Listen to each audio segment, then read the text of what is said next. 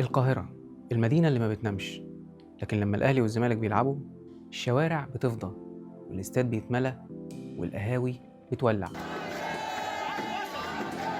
البلد كلها بتتلون، يوميها مفيش رمادي، يا أحمر يا أبيض، أهلاوي ولا زملكاوي، السؤال الأزلي اللي هتتسأله حتى لو عمرك ما شجعت كورة أو كنت مش مصري أصلا. ليه الديربي مهم بالشكل ده؟ وليه الناس من 100 سنة لحد النهاردة بتعيشه كأنه أول مرة يتلعب؟ القصة دي لازم تتقال.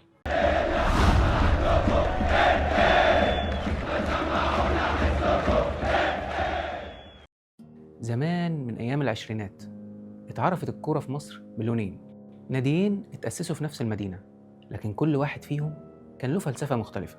الأهلي اتولد من رحم الناس البسيطة، نادي الطلاب الوطنيين اللي شايفين الكورة رمز للحرية. والزمالك أو المختلط وقتها، المكان اللي بيتجمع فيه الأجانب والطبقة العليا، نادي له طابع راقي ومدرسة مختلفة في الكورة. ومع الوقت الاختلاف ده اتحول لصراع، مش صراع كروي بس، ده صراع انتماء. مش فاضل غير يتكتب في البطاقة أهلاوي ولا زملكاوي. حتى الهزار اليومي لا يمكن يعدي بدون أهلي وزمالك. لو أهلاوي مش هجوزك بنتي، لو زملكاوي خلص له اللي هو عايزه ومشيه بسرعة، ده في اللي مكفيه، يا عم هعديها لك عشان انت أهلاوي زيي. أكيد سمعت هزار زي ده ويمكن أكتر. طب هو ليه الديربي ده مشهور عربيا وعالميا لدرجة إنه يبقى مصنف من أشهر 10 ديربيات في العالم؟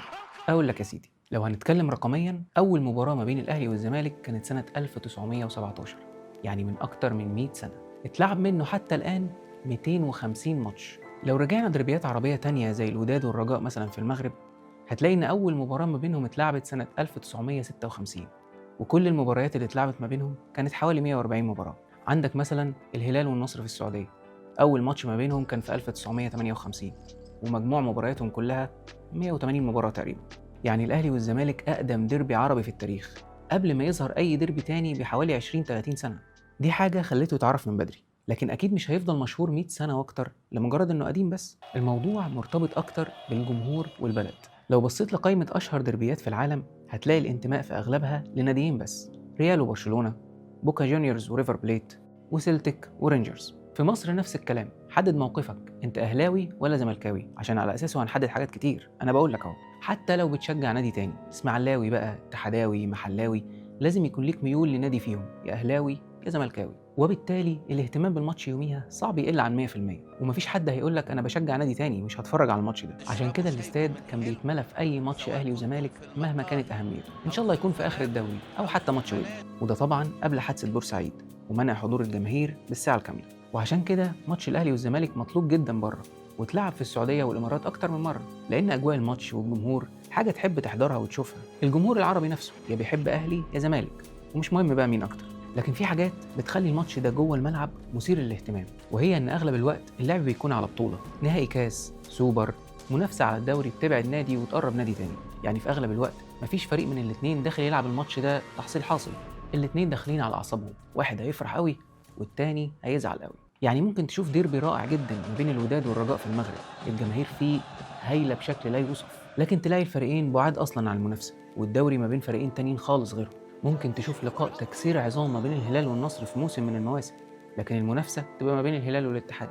لكن في مصر طول عمر المنافسه اهلي وزمالك، وده مش معناه ان انا بقول لك الدوري المصري ده اقوى دوري، لا بالعكس تمام، بس هي ماشيه كده، وكل كام سنه يطلع فريق يهددهم، مره المقاولين، مره الاسماعيلي، ومره بيراميدز. وعمر ما التاريخ اتغير وفريق منهم اختفى او بقى فيه ماتش اهم، ولا عمر فريق طلع وادى حد فيهم كتف وخد مكانه. ولو فاكر ان ده بس اللي بيخلي الماتش كل سنه مولع تبقى غلطان.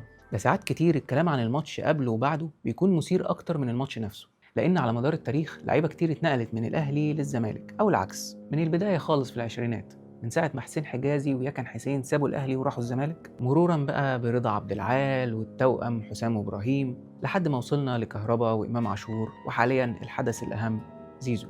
وكل مره جمهور مستني يرد الهزيمه للجمهور التاني عشان يحفل عليه.